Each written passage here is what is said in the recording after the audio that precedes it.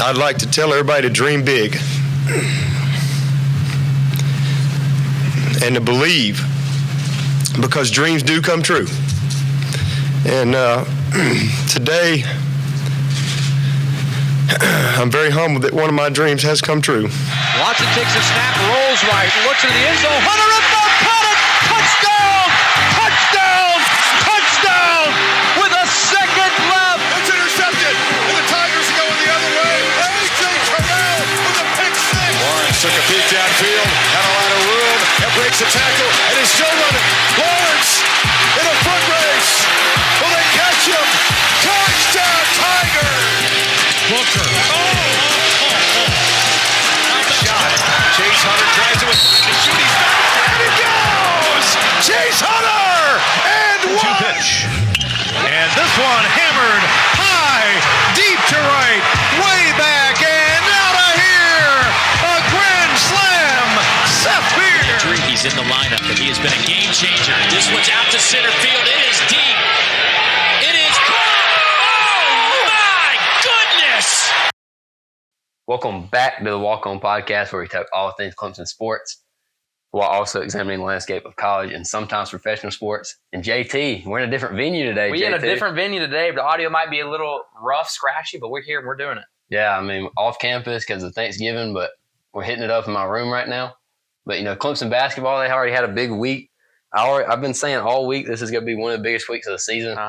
You got the Sunshine Slam. They were in the Beach Division.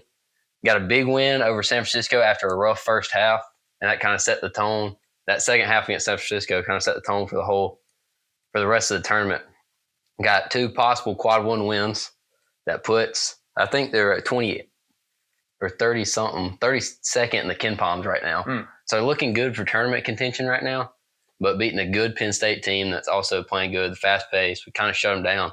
I'm pretty proud of our Tigers. Yeah, it says a lot about our team. I know that the Boise State loss was tough, especially because Boise State lost recently as well. And so it's not making us look as great, but it just says a lot about this team, them willing to fight back, kind of just some wins that they needed this week. And so they got it done. Nick, you mentioned to me earlier, you had both these teams, Clemson losing both these games. Yeah, I did. So it's huge that they really fought back, muscled their way through, and really proved that they're still in this thing. They're still a team that demands respect, and they haven't gone anywhere since last year. Yeah, I want to shout out Ian Shefflin. He had 2 big performances. Coming into the year, I didn't really see him at being that star guy, but he kind of put it on show against the San Francisco and Penn State. He had 18 points in both contests. I think he had a double-double in both contests, and against Penn State, he almost had a triple-double. It's 2 assists away. But I don't want to talk too much about Clemson basketball. They got a game coming up Friday against Florida A&M and kind of a bye game. Yep. Florida A&M is probably the worst team Clemson's seen all year, and I don't think there's any possible way riding high right now Clemson can lose that game. But moving on, I'm talking about the playoff. I mean, we got the playoff rankings, JT, yesterday, and I'm on a high note right now. Okay. I mean, Clemson at large is not out of this thing. They're not out of the race at all when I thought they were done, to be honest with you. Yeah, and it's back to us just controlling our own destiny. For a while, the playoff chances were kind of out of our hands. We had to rely on SMU. We had to rely on Miami to lose. But now all these other teams losing, it's kind of proved that we are still in this thing, and it's up to us. And so that says a lot when trying to decide who are the best 12 teams. When teams are losing, it typically means that they're not going to be in it. And Clemson only has lost twice, so they were lucky enough to fall up pretty high on the rankings. And so super, super excited about this squad, about this team, and I'm looking forward to seeing how it plays out. Yeah, JT, you got any main thoughts you want to hit on about these rankings? Any opinions? I don't have. So I'm not as high on Miami. I actually have Georgia and Tennessee ranked above Miami. Okay. I just think that loss to Georgia Tech is pretty expensive, and the playoff committee doesn't quite value that. But however, I really do credit this playoff ranking a lot. This is one of the best rankings I think they've dropped all year. I actually had Duke in my rankings, put a little respect on them, but I don't hate that they're not in there. I like Colorado there. I don't love Kansas State near 24, but really in this rankings, you see them value head-to-head matchup. And unless I'm mistaken, there's not many teams that are back-to-back close to each other who had played each other, and the worst team was ranked higher in that matchup. And so I really like how they were respecting the head-to-head matchups a lot. Notre Dame, people question them being top 5, losing to NIU. I don't hate it because what other team is deserving of a top 5 spot other than Notre Dame, who slipped up to NIU, but other than that, really has taken care of business against everybody they've played. So I don't have too many complaints about this rankings. I would love to hear your thoughts, though. Yeah, I agree. I think this is one of the better rankings they've put out, the playoff in general. I mean, in all 10 years that the committee's been ranking teams. But, I mean, we're coming off a chaotic week last week. We're not putting a review out this week just because of the weird scheduling that we got going on. But just some things I want to hit on here. A&M falling, I believe they fell 5 spots to 20 after losing that overtime thriller at Jordan-Hare. I like that. I don't like that they kept them in the rankings because, they fought back down 21-0 early, still fought back, forced it to overtime, and just a drop pass away from keeping that game going on. But I really like that they favored head-to-head, like you said. I don't have too many complaints. I like it. I'm really rocking with it. Honestly, I would like to see Syracuse in there, especially since they have a top 25 win over UNLV. That's the only head-to-head. I still don't like Missouri in there, but if they're going to rank them and they win, then you have to move them up. Yeah, I think as a Clemson fan, putting my college football passion to the side, I love that Syracuse isn't ranked. It kind of gives Miami an opportunity to overlook them as a team. Yeah. They played it close against UConn at home. Miami hopefully will not respect that, kind of think that this is a cakewalk. I hope that turns out to be good for the Tigers. Yeah, I agree. I don't want to – even though Clemson's sitting at 12 and they're looking in, I don't want to leave it up to I don't want to leave it up to fate that they can get into the playoff. Mm-hmm. I'd still like to go make our own money talking and with the ACC championship appearance and possibly still getting a bye. Yep. But I would love to see that happen. But moving on, I want to talk about our records, JT. Last week, I still got some ground to make up. I'm down 4 games still. Uh-huh. I correctly predicted Auburn over A&M. I was saying it all week. Oh, yeah. As soon as they got up 21 points, I texted my dad. I said, "Who's been screaming this all week other than me?" That's another Ole Miss game you kind of picked. You picked them to beat Georgia, and then you picked them to lose against Florida. Those are kind of some banger picks right there, dude. No, I didn't pick Ole Miss to win. Or I picked Ole Miss to win last week.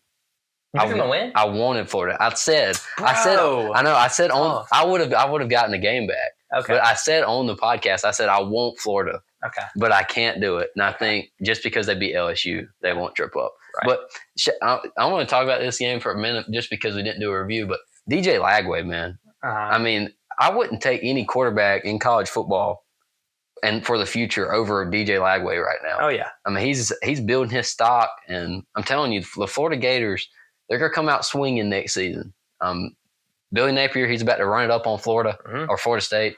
We're not going to talk about that game because why would anybody want to talk about that game? Yeah. But he's going to run it on them, and they're going to get some dudes in there. And I'm telling you, DJ Lagway might have Florida in the playoff next season. Yeah. And it's crazy. It's crazy because just 4 weeks ago, there was a big fire Billy Napier train, Yeah. So the fact that he's able to hang on by this thread and pull himself up, it's not something you see from many coaches who are on the edge like that. Yeah, absolutely. I want to move on here to Clemson and South Carolina. Ew! Biggest game of the year for Clemson, easily. Yeah. Would you say this is the biggest game of the year for South Carolina too? Still, I mean, it's hard to say. This is Clemson's second ranked opponent they've faced all year. For South Carolina, it's their 7th, and so they've had a lot of big games. And as they've won some of them, lost some of them. Some of them they've destroyed, like Texas A&M. Others they've gotten killed by Ole Miss. And so South Carolina knows how to play in these games and know what to expect. Clemson, I'm a little worried. This is their first ranked matchup since August. And so how ready are these guys going to be? How prepared will these guys be going forward? We don't know, but we'll see. Yeah, I want to just hit on South Carolina right quick. I know South Carolina fans aren't going to love to hear this, and I'm not saying this as a Clemson fan. I'm saying this as a realist. Even if South Carolina beats Clemson, I don't see a possibility for South Carolina to jump into the playoff unless absolute chaos ensues. Yeah, like Bama would have to lose to Auburn, and Ole Miss would have to lose because there's no possible way that South Carolina can be put ahead of Bama and Ole Miss because they lost to them. Yeah. So it's kind of I don't want to say it's disappointing for South Carolina fans because it is, and I don't, whatever. They're South Carolina fans, but I don't see any way they're going to get into the playoff here. So people say this game's a playoff spot on the line, but I don't think it's that way for South Carolina. Yeah, I was going to think about that. I was thinking about that earlier too. Now, I wouldn't quite rule them 100% out. I mean, we know what happened last week. It could be just like that this week with more upsets. Absolutely. But I would probably assume that they would let Ole Miss ahead instead of South Carolina, because Ole Miss beat South Carolina. Destroyed them. They absolutely killed them. So South Carolina fans really, really need Ole Miss to lose this weekend, which I guess could happen this rivalry weekend. It's going to be a big one, but I wouldn't 100% guarantee a playoff spot for South Carolina if they come win this game. Yeah, I wouldn't either. I could see them if Alabama still won. I could see South Carolina possibly getting a conversation about being over Alabama. Yeah, because you only lost by 2 on the road to them. So I mean, maybe if it's played in Columbia, it's a different story. Yeah, but definitely not. But I still believe this is one of the biggest rivalry game ever between these two. Wouldn't you think so? I would think so. Yeah, this is the last time both matchups these teams are ranked. The last time was 2017 when Clemson was up high and South Carolina I think were in the low 20s, and so this really is a even slate for both of these teams. I'm excited to see what happens. See, what's funny about that too is I saw a news source tweeting out that this is the first ranked matchup between the two since 2013.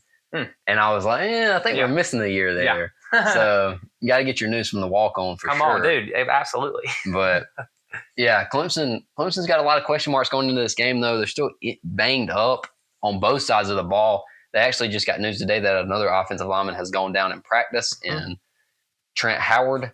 But Clemson, I mean, they're so banged up. It's just hard to see. Offensively, you got 2 offensive linemen out, 2 offensive lineman starters out, and now 3 with Trent Howard. And then defensively, you might have 3 guys out that are starters. Yeah, it's super unfortunate. I mean, I'm going to go back to the offensive line, and there's going to be play call shifts with the amount of injuries on the O-line. We're not going to have a chance to drop back to pass as much as we usually do.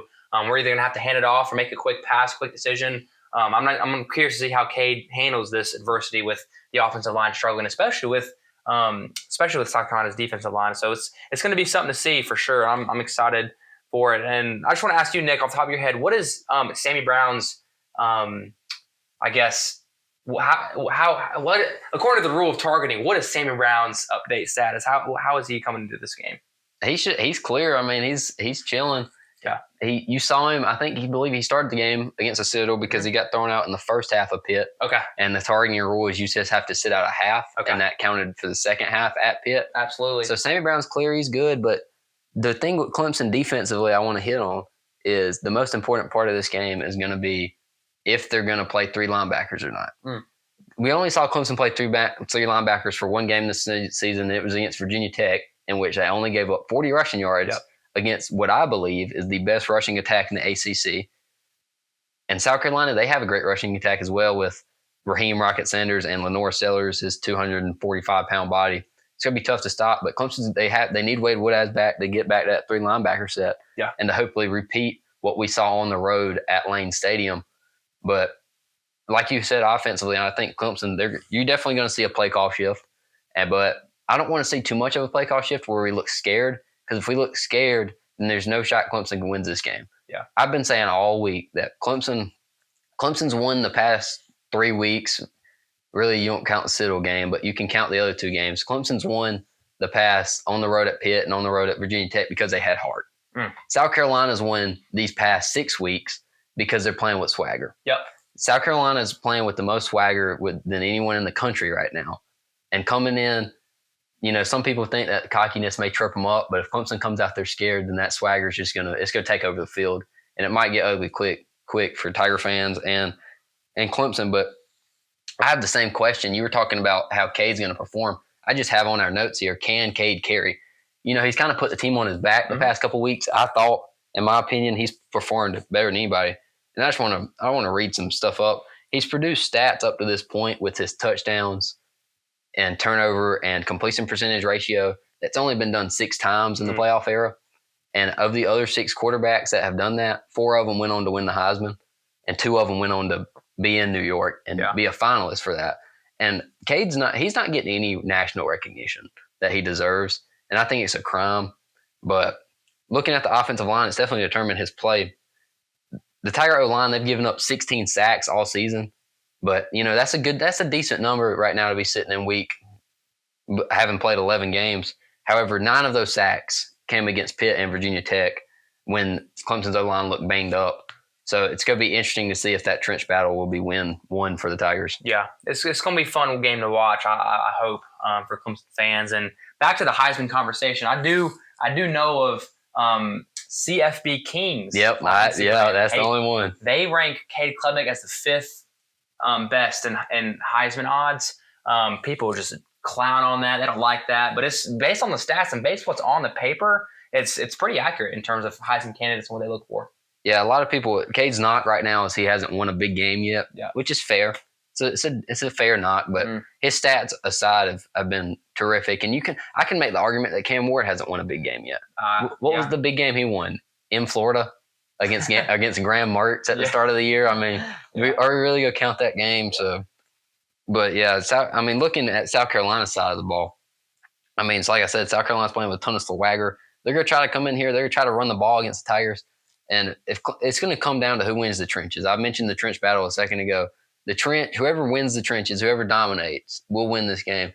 You know, all week I've been watching past South Carolina games. Today I was watching 2011 when Taj went to Columbia.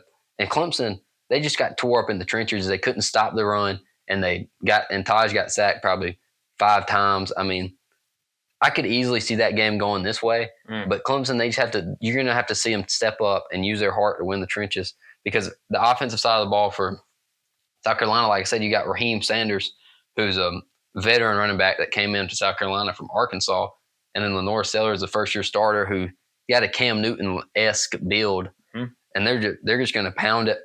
In the receiving game, I mean, South Carolina, they don't have too many guys that stand out, but they just have a collection of guys that can all make plays. None of them are going to do anything that like truly wow you and step off the page, but they're going to make plays when they have to. But it's really going to come down to Clemson's ability to stop the run game for them to stop their offense. Yep. Defensively, South Carolina, their D-line is one of the best in the country. They've only given up 20 points a game against power conference opponents. It's pretty good. But they're 2 guys you can look out for, 2 DNs. I mean, it's pretty easy to notice. You got Kyle Kennard, the Georgia Tech transfer, the senior.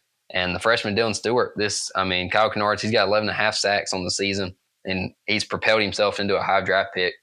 And then you got Dylan Stewart, he's got 6.5 with great freshman season so far, but his first step's faster about than anybody in the country. And it's just, they rank 4th in sacks per game. Clemson, they got a mountain to climb in this game, it feels like. Yeah, the odds are stacked against Clemson. However, Clemson's favored in this game. So there is hope on the line. There is hope for this game to turn out the way we want it to. I know people who bet are going crazy about this game, picking South Carolina left and right, trying to make a profit. But hopefully this underdog, I don't know, hopefully people doubting us will kind of fuel us a little bit. So we'll see. Yeah, I listened to a bunch of podcasts too, and I would say none of them. I listened to probably 4 to 6, and absolutely 0 of them have Clemson winning this football game, and a lot of them have South Carolina demolishing Clemson in the Valley, and it's hard to imagine that happening twice in one season. But just a couple things Clemson's got to do. In that stretch, South Carolina won 5 games against the Tigers straight from, 09 to 13? Yeah, 09 to 13 or 08 to 13. The turnover margin in those games was 15-3 in South Carolina's favor. Clemson's got to protect the rock Saturday. Yeah. Cade Klubnik, he was dangerous he was bad with it last season, but this season he's looked like a brand new man. They've cleaned up all the troubles. So Clemson, it's going to be interesting to see. South Carolina forces, I believe, the 4th or 5th most turnovers per game, and Clemson's one of the best teams at protecting the ball this season. So it's going to be, that matchup's going to be important. Another one, I got pressure. Clemson's D-line, they have to create the pressure. You need to look towards TJ Parker and Peter Woods to step up, make a difference, the 2 sophomores for Clemson. And Clemson, they just got to make plays, man. You got to trust your freshmen. You need Wesco. You need TJ Moore. You got to make plays to win this game. And I want to get to our predictions right here, JT, before we move on. You want to go first? You have one in mind? Oh, I got one. Yeah. Okay, why don't you go first then?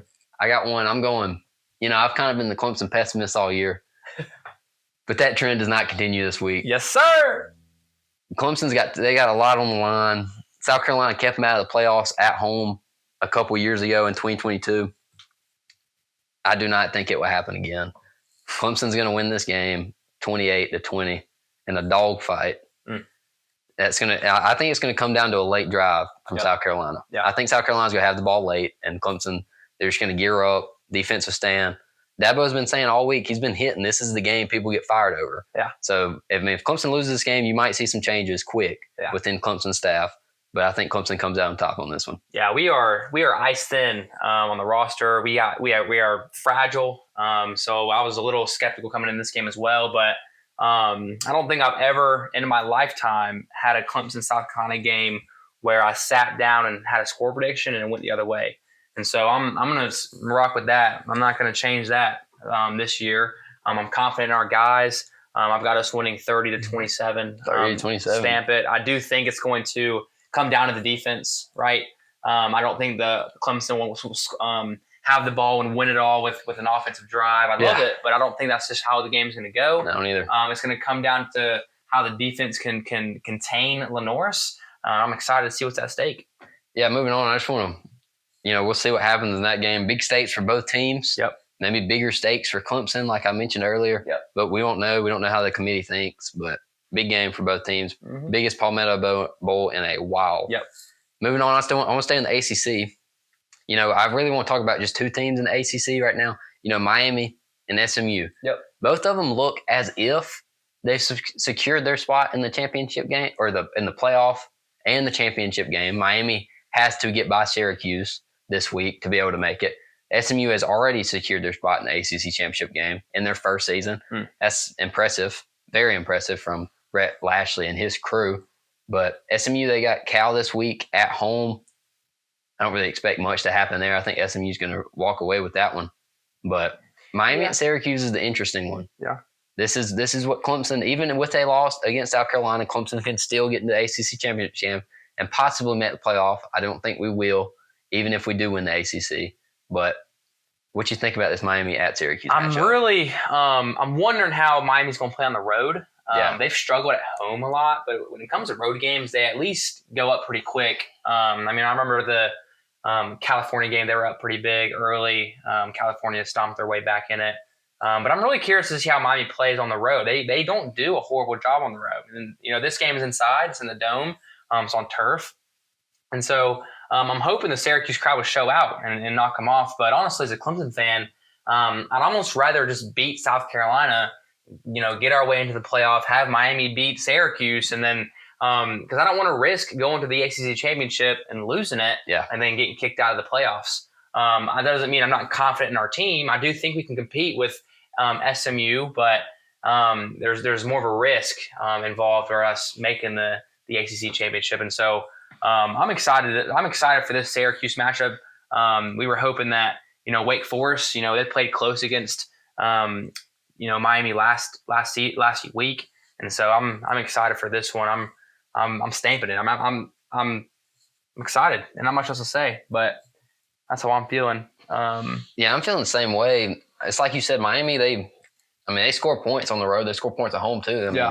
This game's going to be a shootout. So, best bets for the weekend. I don't have this on my parlays at the end, but best bet for the weekend is probably the over in this game for sure. You got Kyle McCord. He's not known for winning these big-time games. He didn't really win a big-time game at Ohio State, but maybe it's different at Syracuse with a different mindset and some different guys around him.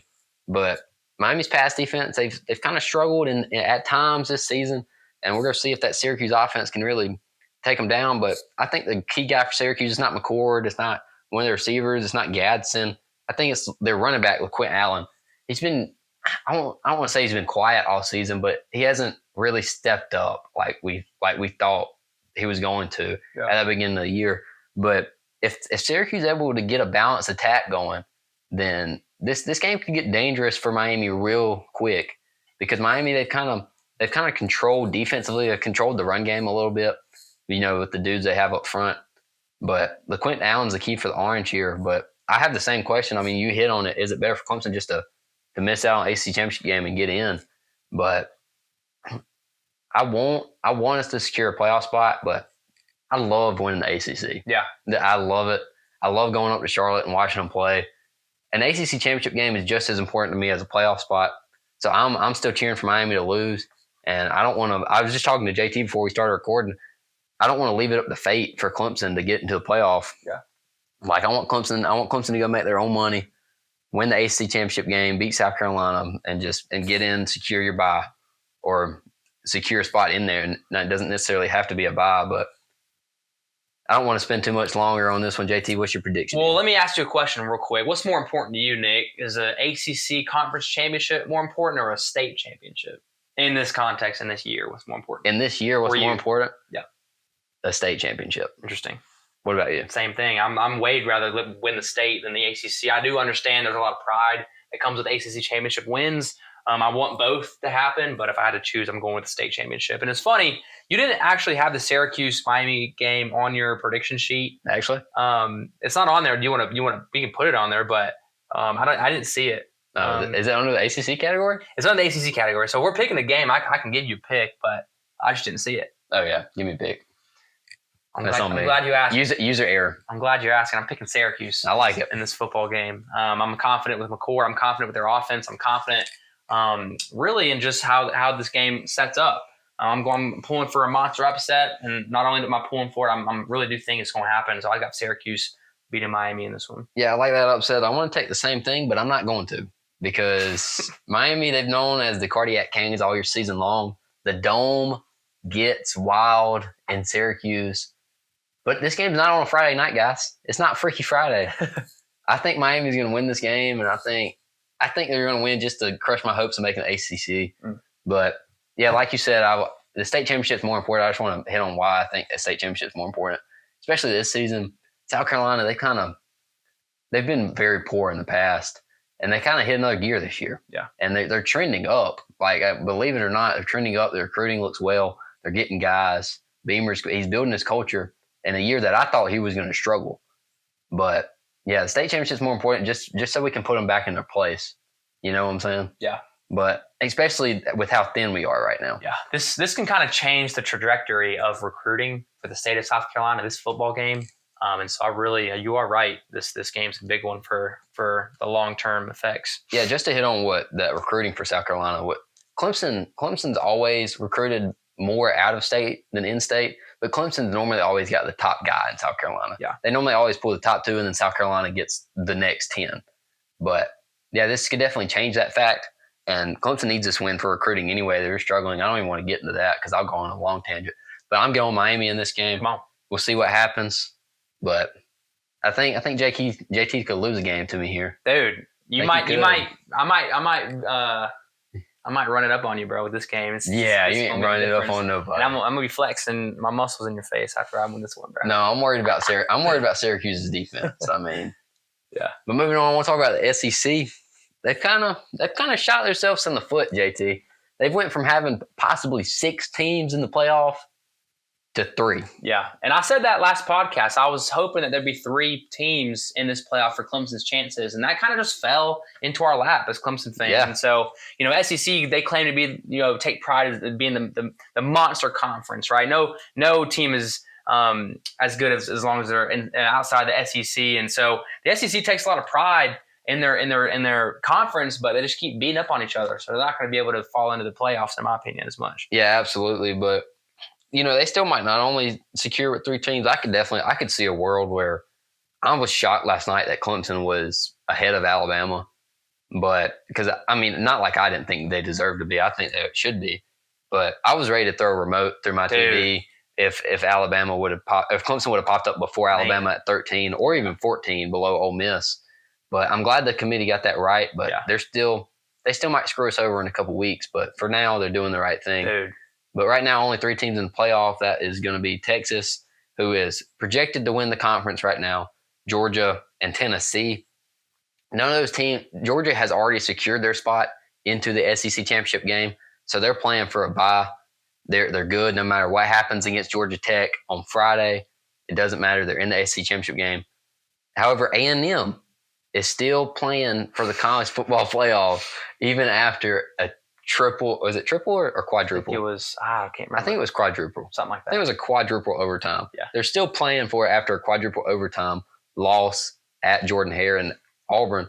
But JT, imagine what would happen if A&M beats Texas, Dude, makes the SEC championship game, and then beats Georgia. man. That would kind of. This is why Clemson needs to make the ACC championship game. I think so, and it comes down to conference. And I would love to see that happening. I don't think that happens. I think Texas will take care of business. And actually, I fell to my knees. Quinn Ewers is questionable, right? I mean, Arch is right behind. I just think the Texas A&M's got a lot of question marks. Texas. They do. They're trailing. They do. But man, I'll tell you exactly where I was. I was in the library on campus. No, I wasn't. I was watching. I was at a retreat. I was in the mountains. I was at a retreat when I learned that game day was going to Texas A&M. I just want to say, game day chose that while A&M was down 21-0 in the first quarter. I fell to my knees, Nick, when I heard that, and I was punching the grass because there ain't no way on planet Earth that game day doesn't come to Clemson. Now, here's my theory with this. Okay, I understand Texas A&M. That's a fierce rivalry. But you might catch fights, if game day were to come to Clemson for South Carolina. You might catch shenanigans. You might catch just illegal crime because these teams do not like each other. And so that is my only theory as to why game day is going to Texas A&M. I'm really bummed about it, but there might be safety hazards for students. I have a different theory. Okay, well let me hear your theory. And Dabo even kind of hit on it because it was Dabo's doing. I think game day doesn't come to Clemson just because Dabo declined to play on Friday night. And even Dabo said it in his radio presser. He was like, I think ESPN's mad at me. He said those exact words. So it could be true, but yeah, A&M's still fighting for a chance. I can understand why game day went there because there's still an SEC title on the line, championship appearance title on the line. Yeah.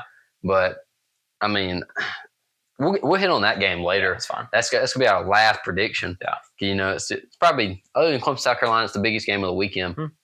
But Vandy has an opportunity to cause some more trouble. We're hit on that. But just a lot of stuff SEC could still change. They've kind of shot themselves in the foot, but the committee's there to wrap up that band or that bullet hole already.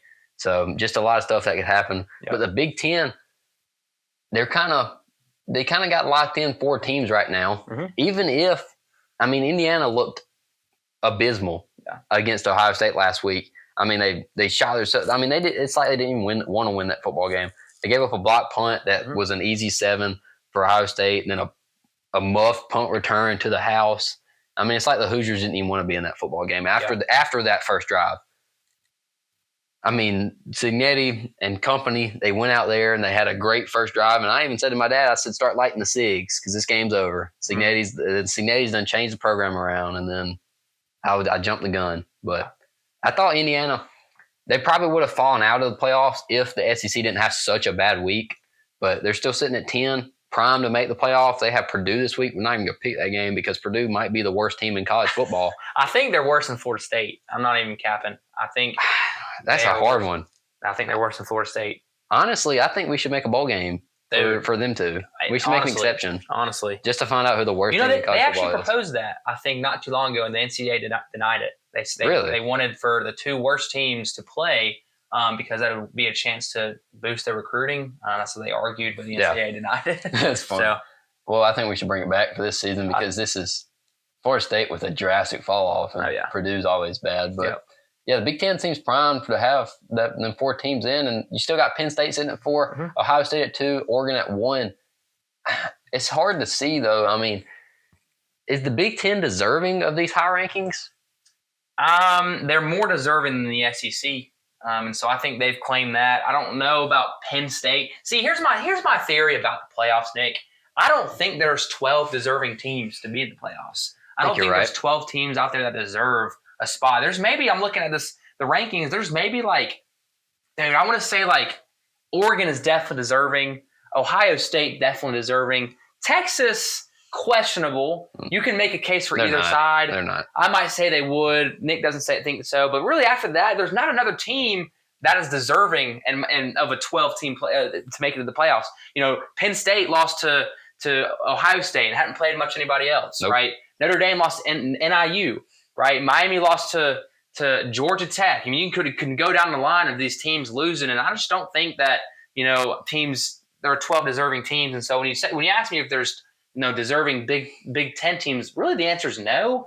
But who else is going to go in, right? There's not a lot of teams, in my opinion, that are deserving. I think that's just the effect of the 12-team playoff is it kind of lowers the standard for teams to be excellent in a college football season. So, what do you think though about the Big Ten? I don't think they're deserving either. Outside of Oregon, Ohio State, I think they're just kind of mid, honestly. Yeah. I was talking to my dad last night. I was like, the best case scenario for Clemson is an at-large bid is to get the 11 seed and get to go to Happy Valley and play Penn State, because I think Penn State's so fraudulent. I think the spread for that game would be within 5 points for sure. But imagine Indiana goes to Georgia. What do you think the spread looks like in that game? I mean, Georgia's favored, probably by 13.5 easily. Yeah. I think so, especially at Georgia. But I just want to play a little game right quick. Imagine we were still in the 4-team playoff. Yeah. Obviously. Oh, man. Obviously, you think Oregon would be in, right? Yeah. But assume that Oregon and Ohio State play again in the Big 12 in the Big 10 championship game, and Ohio State picks up another loss to Oregon. So back-to-back losses to Oregon. That's their only 2 losses. Would Ohio State still get in that 4-team playoff? You'd have to throw them out, in my opinion. But who would you put above them? You would think Notre Dame would make it if they won out, even with how bad that loss is. But say Georgia wins the SEC.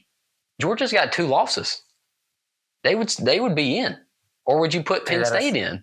A 1-loss Penn State in over a 2-loss Ohio State, even though Ohio State beat them? I wouldn't put Penn State in. I wouldn't put Ohio State in. I'm looking at Miami. If Miami wins the ACC, I would argue for them to be in it. If Texas gets knocked off against Georgia, throw Georgia in there. That's my opinion, but dude, I don't even want it. That's insane. I know. So imagine. The timing for this 12-team playoff has been great. It's impeccable. It's been great, especially with the. You wouldn't even want to imagine what a 4-team slot would look like right now. Yeah. But would Boise be in there? Golly, hopefully not.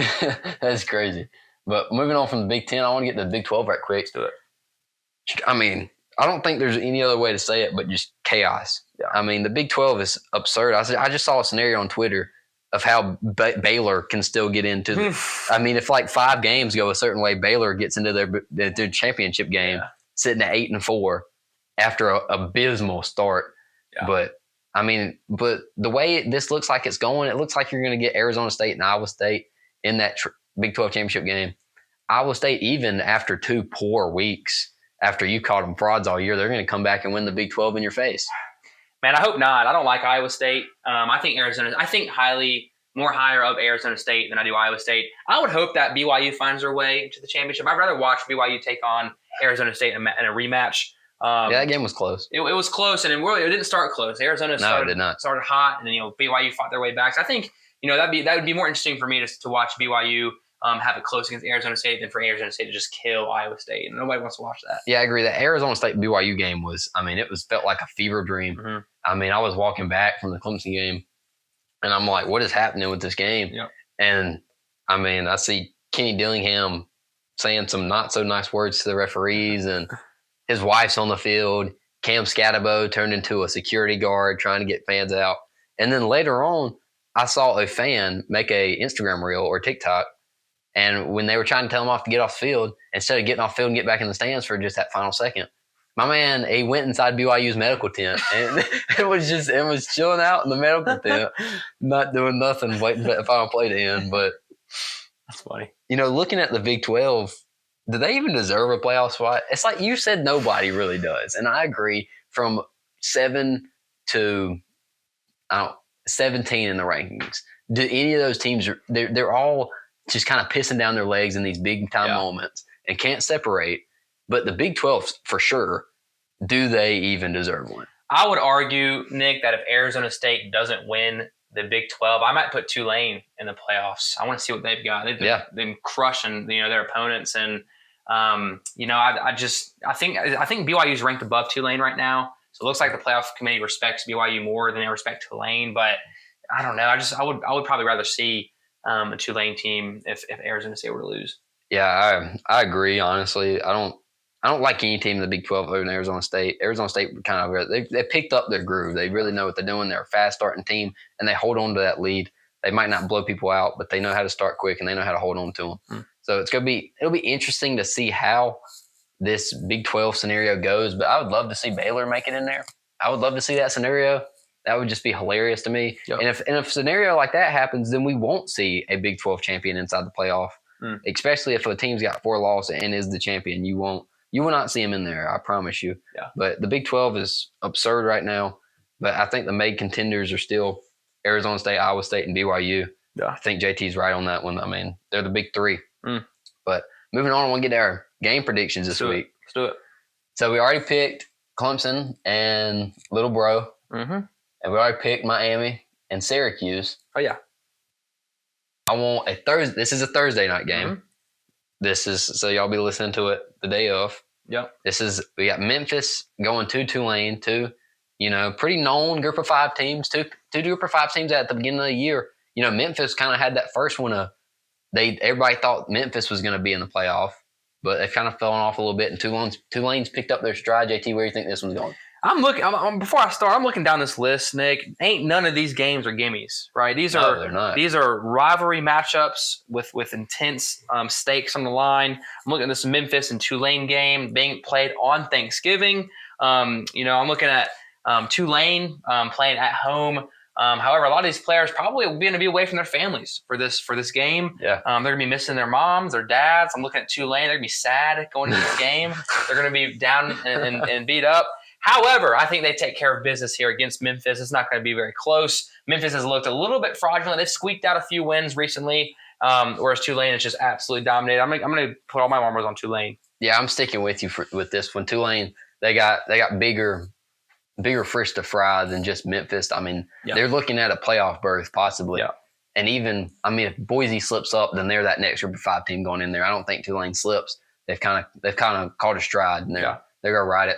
Next one I got Georgia Tech at Georgia. This one can get funky really fast. This game was kind of weirdly close last year, even though Georgia's dominated this rivalry in the past.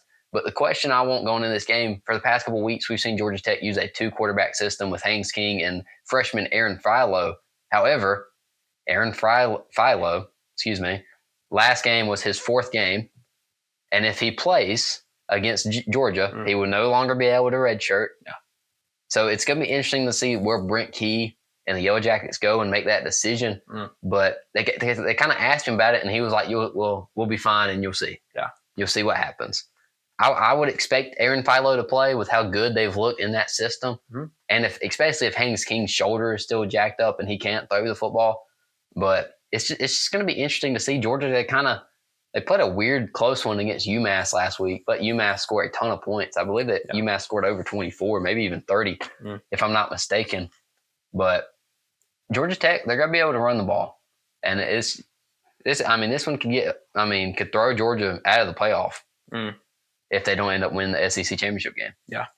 Yeah, there's a lot of implications on the line here for Georgia Tech. Georgia Tech really just playing to beat the rival, just to have that under their belt for their program. That's a lot to play for Georgia Tech. And so a little bit more on the line for Georgia in this game. It's going to be an intense battle. I expect this game to be close, but it's in Athens. This team, people forget these teams hate each other, right? That's often forgotten in this throughout this matchup. I don't see much of a rivalry here between these two teams, especially nowadays. But a lot of more implications on the line for Georgia. They just got to win, and they've been doing so all year, other than 2 slip-ups. And so I'm going to take Georgia to beat Georgia Tech in this game. However, this is not a gimme, right? I'm not mad if you pick Georgia Tech to beat Georgia in this one, but I'm going to take Georgia to beat the Yellow Jackets. Yeah, I'm with you along that one, JT. I'm also taking Georgia in this game, but I'm taking Georgia in a dogfight. I don't really know what the spread looks like. I believe it's pretty big, if I'm not mistaken. I'm pulling it up right now. Yeah. It's 19.5. That's a lot of points. I would take Georgia Tech to cover that. Yeah, for sure. But Georgia looked bad last week, which is always a spot for them to come out and look better. Yeah. But Georgia Tech, they've been they're so sneaky, and Brent Key's such a good head coach. Yeah. He's got them playing Georgia Tech football, even though it's not an option. But moving on, I want to talk about the game, even though it's definitely not the game this year. We got Michigan going to the Horseshoe and Ohio State. Michigan they've been horrible. There's no other way to put it. They don't have a quarterback play's been down. And that kind of just tears everything up, even if you have All-Americans all over the field around them. I mean, we saw what the difference a quarterback makes when Florida put in DJ Lagway. But can this game get any funky? Man, Nick, I remember how you felt about the Vanderbilt LSU game last week. Yeah. You wanted to pick, what was it? Vanderbilt so bad. You ended up picking LSU. Well, actually, did I get it backwards? No, I wanted to pick Vandy so bad. I went and picked LSU, and then we moved on, and then I said, oh, never mind, I'm going back and picking Vandy. Yeah. Man, I am so torn about this game. I really, really want Michigan to win. I do too. I really think they can win. You know, we talked. You touched on how they've been, underwhelming this season. They just beat Northwestern 50-6. Yeah, that was a good game. Northwestern's not a great team, right? But that 50-6 that's a huge victory. They kept it close against Indiana. They lost to Oregon 38-17. They've just had rocks thrown at them all season with these big teams and big matchups. This game right here is I just feel so tempted to pick Michigan, dude. It's another big spread as well. The spread's sitting at -21 in the Buckeyes' favor. Yeah. So these rivalry games are not to be taken lightly. They are not. I'm going to pick Ohio State in this one, but Nick, I will be kicking myself. But also kicking and jumping for joy if Michigan beats Ohio State. I really want the Wolverines to pull this one off. Be hilarious to me if they were to do so. And we don't like Ohio State, so I'm going to take Ohio State to beat Michigan. It's in Ohio State, but man, I want Michigan to win this one. Yeah, we're still in agreement here. I got this game being super close in the third quarter. Mm-hmm. Like this is another one where I think Michigan covers. It's having these big spreads in rivalry games. It's so risky for Vegas to put that out there. Yeah. Because it's like you said. I mean, things get funky. They got funky last week. And that wasn't even games that these teams hate each other. So Ohio State pulls away late, in my opinion. I think they score maybe a late touchdown to put them up by 17 or so, or by 14. It was a one-possession game, and then Michigan's defense doesn't get a stop when needed. But definitely probably a low-scoring affair. Can range anywhere from 34 to 20 to 27 to 14 or so. Yeah. But Michigan will be in this game. Yeah. 100%. Moving on, we got a big one for Clemson's playoff chances. I'm a firm believer that Clemson needs at least one more team in the playoff to lose in order to feel good about an at-large spot if we beat South Carolina. Yeah. We got Tennessee going to Nashville. The great Nick Saban once said, Vanderbilt is not a hard place to play, and he doesn't even really consider it when he went and played there. Yeah. But, however, without Saban, Alabama dropped a game there. And Vandy has turned things around in terms of what their program has looked like. They already upset somebody or Alabama at home. Can they turn around and beat Tennessee at home? Yeah, for Tennessee, if they win this game, they're in the playoffs. Stamp them. Yeah, absolutely. This is a playoff game for Tennessee to survive and advance. They're going to play in the postseason. So I don't know if there's any other teams, in my opinion, that are just locked, like in the way that Tennessee is. I understand that there's a Penn State or a Notre Dame that have to win, but this game right here is a huge one. And I just feel like Vanderbilt is a dangerous team. I feel like Tennessee is pretty vulnerable in this matchup. Vanderbilt knows what's on the line for Tennessee. I'm gonna take Tennessee in this one. I think they take care of the business. I think they're going to play confident. They're going to play ready because this is a playoff game for the Bulls. Yeah, I like that take. The key matchup to watch here, it's not Tennessee's offense versus Vandy's defense, because both of those sides of the ball for either team are not very great. We will see if Tennessee's offense can take advantage of Vandy's defense. That's one thing I'm just going to throw Clemson out there for a second. It's one thing I like that Clemson does against inferior opponents. They dominate offensively. So it's good that you can put that out there. But we'll see if Tennessee's offense can dominate Vandy's defense. But the battle to watch here is going to be Vandy's offense versus Tennessee's defense. Tennessee's probably got the best defense in the country, in my opinion. But Vandy's coming off a close road loss at night in Tiger Stadium in LSU. But I don't think Vandy gets anything going offensively in this one, to be honest with you. I have on here that Tennessee's going to hold Vandy to less than 14 points, and I stand by it, honestly. Yeah. I think they're going to do a good job in containing Pavia, and he's really not that good of a thrower. So I got Tennessee probably winning this game by 2 scores or so, for sure. It's great. Moving on, we got one at Louisville at Kentucky. This one's always weird. It always feels like even when Louisville's good, Kentucky wins this game. Yeah. But Louisville's coming off a big win against Pittsburgh, I believe. Mm-hmm.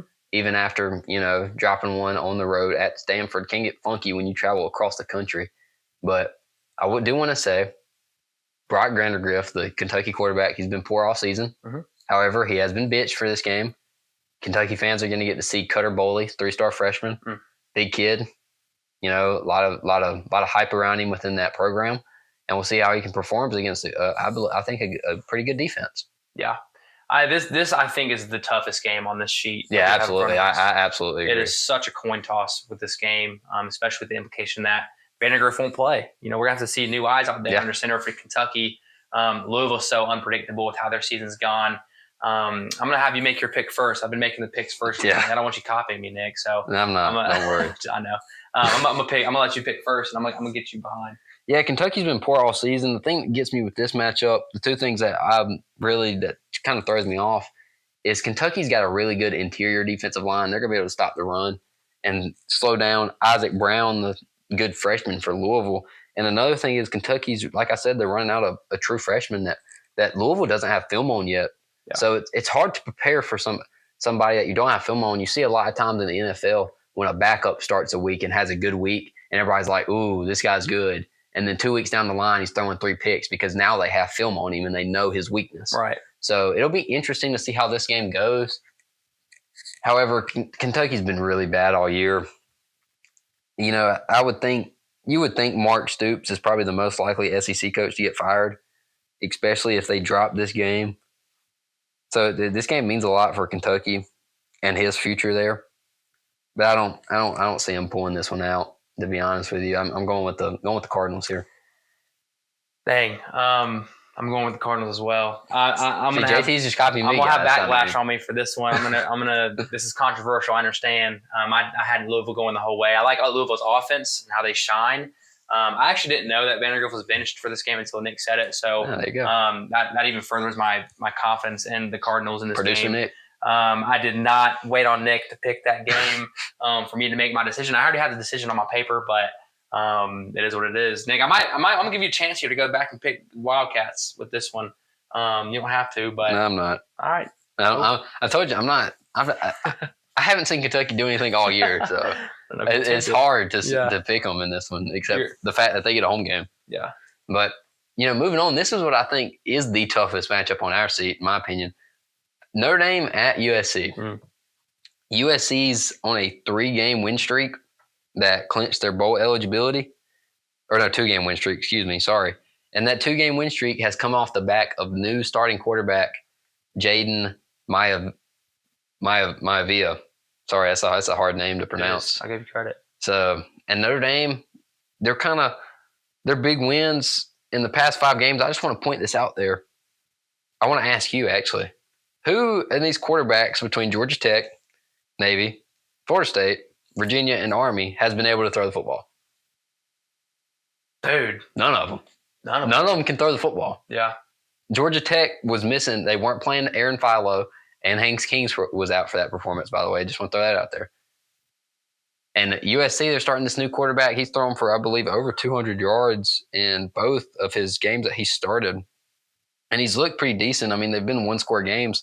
And USC's losses are all by 1 score. And Notre Dame's pass defense they lost Benjamin Morrison, their star corner, earlier in the season. And then they went on this 5-game win streak in which they didn't play teams that threw the football very well. Yeah. I do know that Army is just not a passing team. Yep. And Notre Dame took advantage of that. I'm not as questioning of this game, mainly for the implications that's on the line for Notre Dame. I think that, they're going to have, some passion, a little extra passion in this game against USC. I'm going to stick with Notre Dame to beat USC in this matchup. I'm more confident with this one than Kentucky game for sure, but I'm gonna rock with USC in a loss here. I got Notre Dame. Yeah, I don't have a prediction on my seat for this one, to be honest with you. Coming into this, and I still really don't know where I'm going to go. But I do want to ask you a question right quick before I say Shoot me. My prediction. Does Notre Dame get in with a loss here? Man, compare him to Clemson. Say Clemson would beat South Carolina. I think if so hard. I think if Notre Dame loses this game, you've got to put Clemson above Notre Dame. But does Notre Dame still get in? But if, I'm going to compare Indiana to Notre Dame. I would put Indiana over Notre Dame. I would too. Boise State, if they win the Mountain West, that's a lock. Same for Arizona State. So it's really Alabama or Notre Dame. A 2-loss Notre Dame. Oh man, it's so hard. I hate that question. I hate that question. Dude, that's a hard one. That's a hard one. I don't know. That's a choice that the committee might have to make. I'm assuming that the committee would choose. I can predict the committee choosing Alabama. Yeah, 100%. Man, which team deserves it? I don't know. That's a hard one. I don't know either. And this spread for this game is only sitting at -7.5 after opening up, I believe, -6.5. Going with my prediction here, dropping a bomb. USC's winning this football game. This game's at the Coliseum. I don't hate that. I think Notre Dame, Marcus Freeman, I got faith in my boy Marcus. So yeah, Marcus Freeman, he's been a good coach in his tenure so far, but USC's defense has been good this season, which is weird, the fact that they're horrible. But new quarterback's gonna put some pressure on the Notre Dame pass defense. That's kind of like that really hasn't been tested in the past 5 weeks, and the home crowd is gonna get going, and the defense is gonna step up big here. Yeah, USC, come on. Notre Dame misses the playoff. Oh my gosh, calling it right now before Thanksgiving. Mark it down. Thanksgiving Eve. That's good. Moving on, get the Iron Bowl. Okay, everybody's favorite. I believe this game's at Alabama. This is a game at Alabama. This is a game that is a huge one for both these teams. This is I heard today that Alabama without Nick Saban is 0-6 in Tuscaloosa because they used to play in Birmingham. So since switching to Birmingham and before Nick Saban took over, Alabama's 0-6 here in this matchup against the Iron Bowl. Does that mean anything today? Absolutely not. That does not have a single meaning today. It's got everything to do with everything. It's just a stake that's on the line for Alabama. Can they get a win in Tuscaloosa without Nick Saban? We're going to see in this game against Auburn. Auburn had a huge win last week. Yep. They have a lot of pride in that game. They have a lot of momentum rolling for them. Alabama took an absolute slap to the face against Oklahoma last week, and so really these teams have a lot of different emotions going into this game. But at the end of the day, they hate each other. They got rocking with Alabama in this game, bounce back. I don't see Alabama losing twice in a row, especially not to Auburn. I'm taking Alabama this week. All right, I do want to say something. It might change your opinion. Auburn's freshmen have been saying all week they're never going to lose to Bama. They've been saying it. They've been putting it out there. The freshman said, "Oh man, I actually did see that. Is it a linebacker that said that?" Okay. To be fair, he is actually good. Yeah, he's a good guy. He's a good player. I think he said he's not going to win. He's not going to lose Alabama in his whole career. Yeah, that is what he said. So that's a bold thing to say as a linebacker, but it's so typical for a linebacker to drop a bomb like that. If I were to look at the linebacker in his face right now, I would look at him in his eyes and I'd tell him, I do not care what you think. Or how you go into this game. I've got the Tide rolling deep in this game. Give me the Alabama. Yeah, I agree, and I will be right beside you when we look in his face and we say we do not care because Bama's winning this football game. Oh yeah. I do want to credit Auburn. Auburn's got a good future if they just keep Hugh Freeze, in my opinion. He recruits well, and if anybody that watched the A&M game last week and you just listened to the broadcast, every 2 seconds it was, look at that freshman. Look at that freshman. Look at that freshman. Their freshmen offensively and defensively were making plays all across the field. It was pretty incredible to watch, and I think they could not. I don't believe their future is as good as Florida, but they can make some noise next season.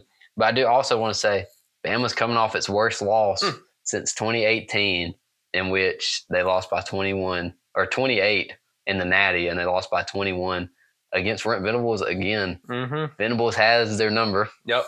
And they will not want to see Oklahoma on their schedule again from here on out, I would say. But moving on, going to the Big 12, the battle of the Arizona State riding high.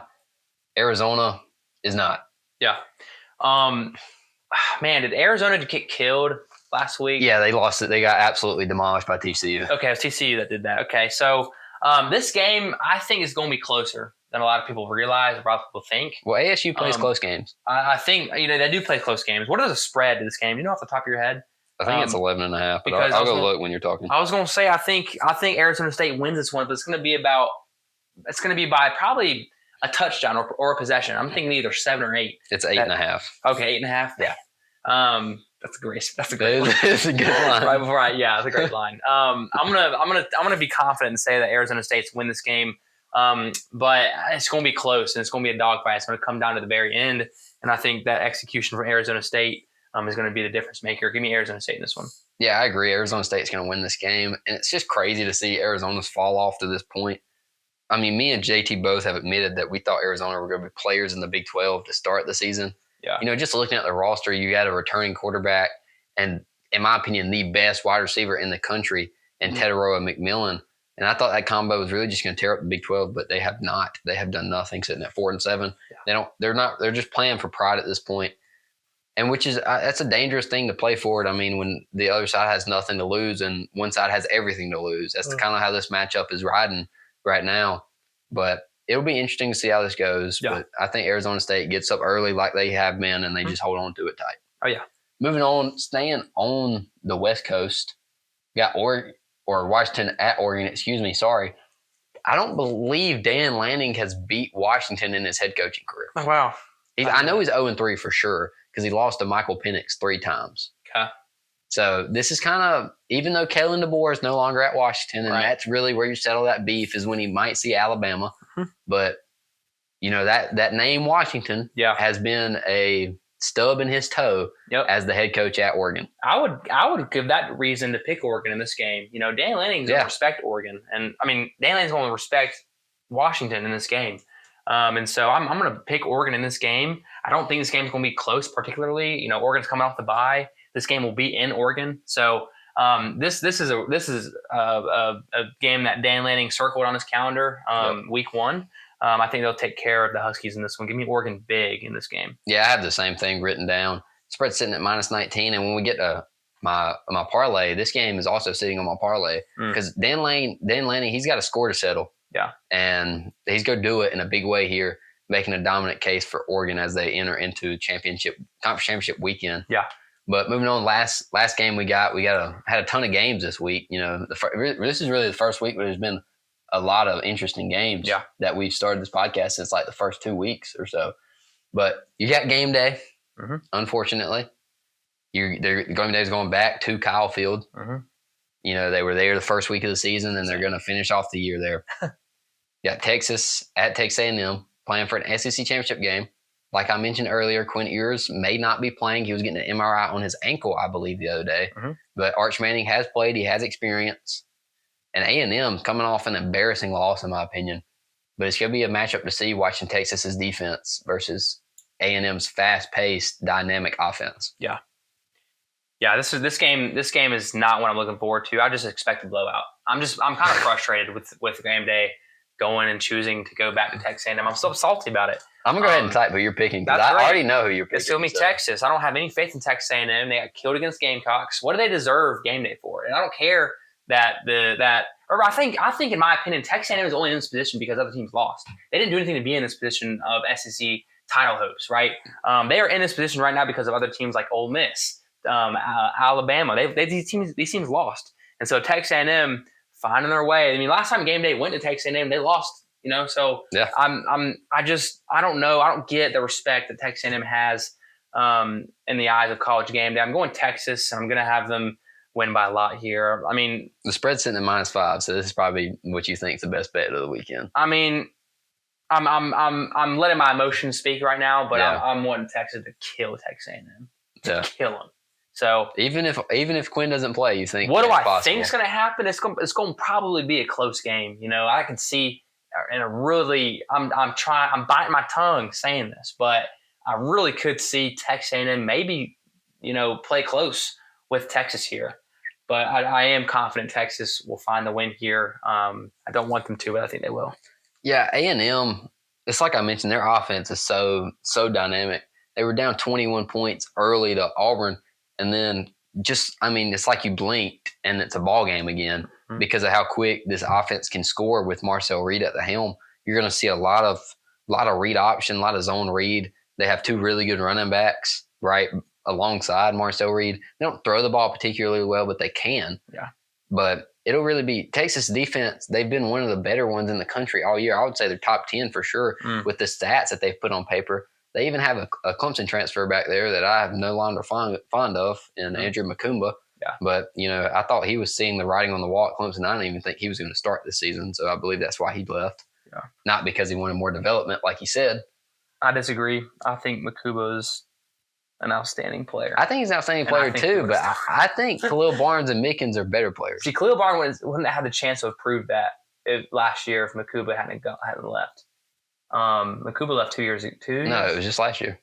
Nah, Makuba wasn't here last year. Yeah, he was. I promise you he was. No. Makuba left after. I'll look it up right now. I'm pretty. Oh, man. I'm telling you, he left last season. Let me look up Texas. Was he hurt? Oh, he must have entered transfer early then or something. I don't know. He didn't play against Kentucky, if that's what you're. No, I know that. But I know he didn't play. I don't think he played last season. I'm telling you. Fact check me real quick. I'm gonna keep talking about this Texas A&M ball game. I really do. I do like. That's their class from last season. Andrew Makumba sitting right there. Oh man, Clemson King, man, you know it. Come on, dude. That's insane. When do you? I want you to find me the date in which he entered the transfer. The date? You can. I want you to find the date. All right. Because I just do not remember him out there last season. He was banged up last year for sure. I think he was, and Barnes stepped up and he was great. This is a rabbit trail we're going on, but it's fine. I'm all here for it. December 5th. Wow. So that was before. Oh my goodness. That was before the Kentucky game. I just probably was so fond of Andrew Makuba. Oh, I loved him. I really think about the Georgia game in 2021. Yeah. The way he stepped up in that ballgame as a true freshman. Yeah. Really, that's insane to me that he left December 5th. I appreciate that ball knowledge that Nick's got. What a dog, man! He proved me wrong. So yeah, that's crazy. I didn't even realize that. But going back to Makuba, you said he wouldn't have started for Clemson? I don't think he would have started this season, though. Okay. Honestly, with the veteran presence of RJ, I thought he saw the writing on the wall with Khalil.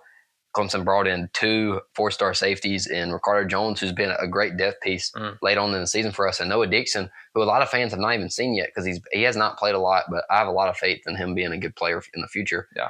But yeah, Makumba, but getting back to this game, Makumba's a great player for that Texas team. And what's funny is he's not even the best guy they have in that secondary. And Makumba's a former freshman of the year in the ACC conference, I believe. Definitely on the ACC all-freshman team. But, this Texas defense is something different.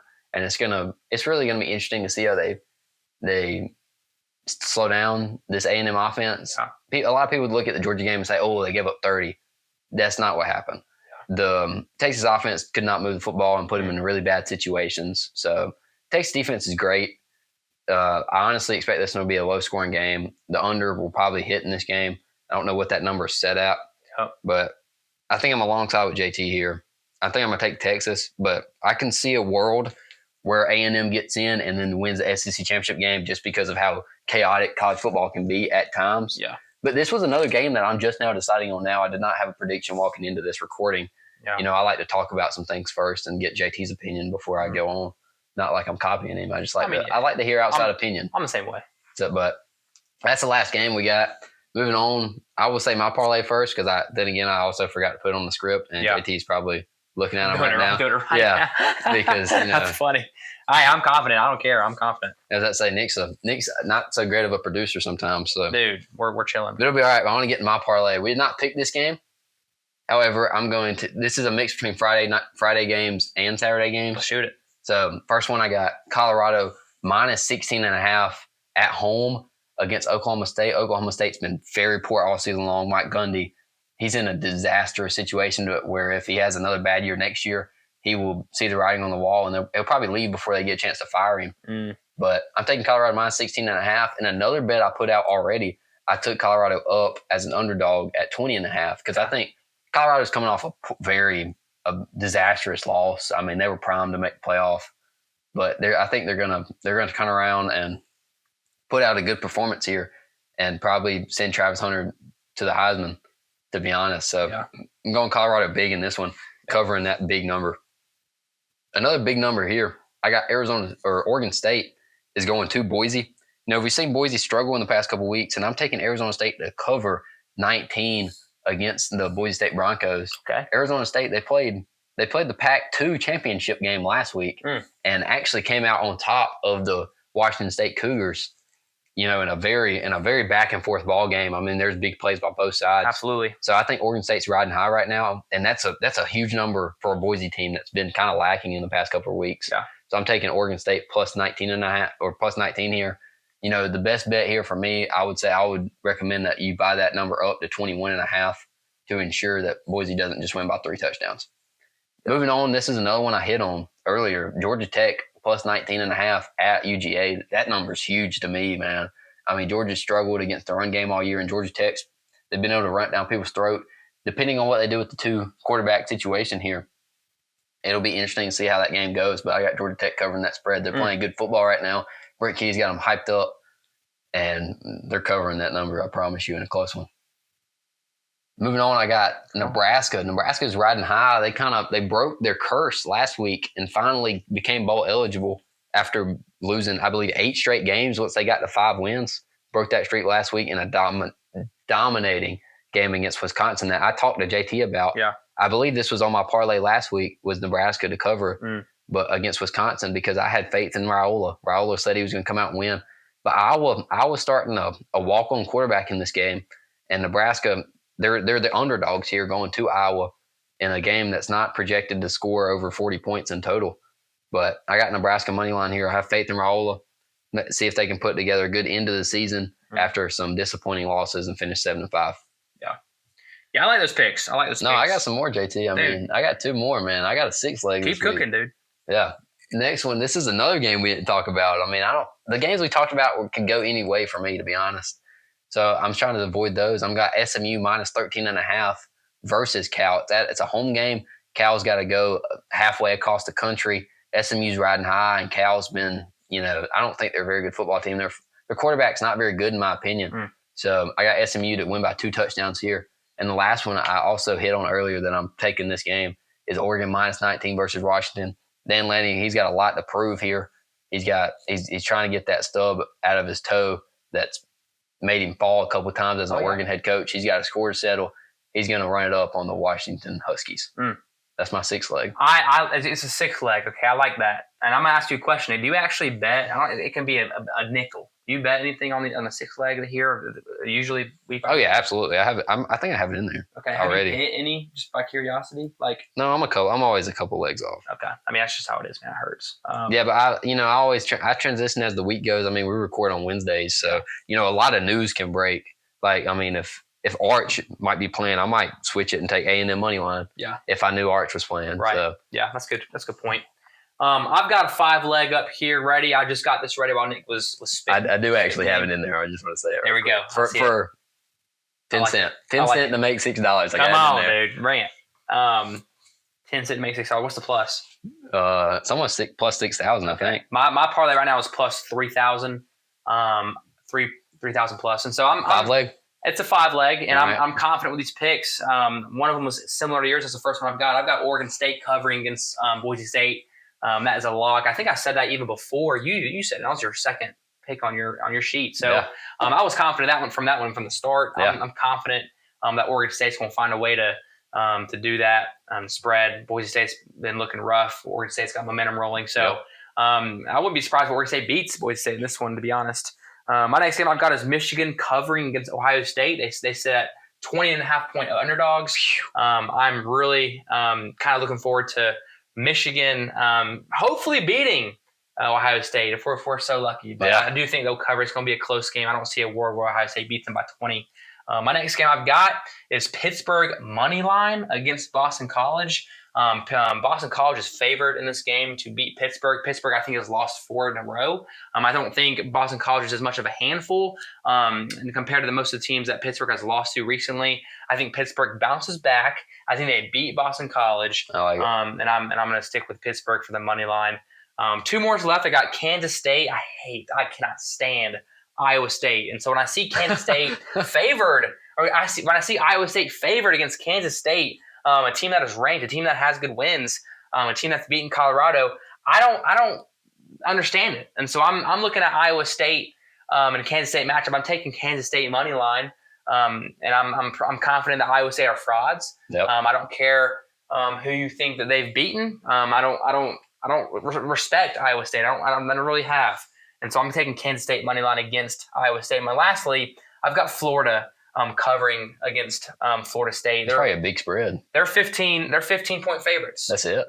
And so that's all it is. Florida State failed me last week. Ooh, okay, because they were 33-point favorites against Charleston Southern. I bet the under. They got the over on that one. So I'm here big again. second half from Florida State. I'm doing the same thing and betting for Florida to beat up on Florida State. They're 15-point favorites. That's 2 touchdowns.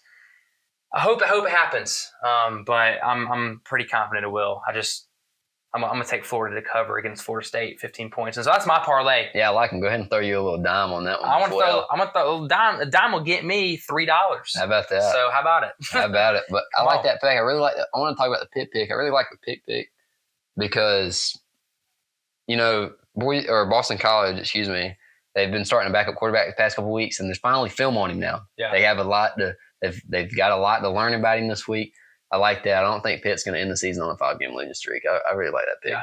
I'd love to see it. Oh, yeah, but we'll get back to y'all next week. Hopefully we'll get back to the reviews next week for sure, but just weird scheduling this week. But we've got a lot of reviewing to do, more so than probably previewing for the next conference championships. I'd love to preview both, but a lot of reviewing. Yeah, because we're going to get we'll probably pick all the conference championships, but a lot of them, most people don't care about, except for the MAC. The MAC's the only one that matters. Maction, dude. Come on. Maction. But we'll catch y'all next week.